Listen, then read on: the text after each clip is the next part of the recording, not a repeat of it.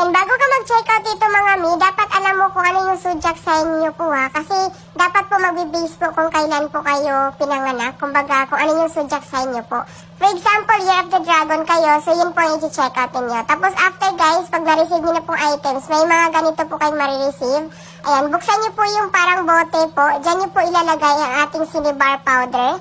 So yan po ang maganda sa ating kitchen na yan. Kasi hindi lang po siya kitchen na kitchen kasi pampaswerte na at the same time pampaprotection na din po, ayan, pampakalma kasi meron siyang Cinnabar powder. Ang benefits po nun ay nagpapakalma, nagpapalayo po sa mga bad spirit, naiwas tayo sa mga disgrasya, kaya yan perfect po yan sa ating mga partner.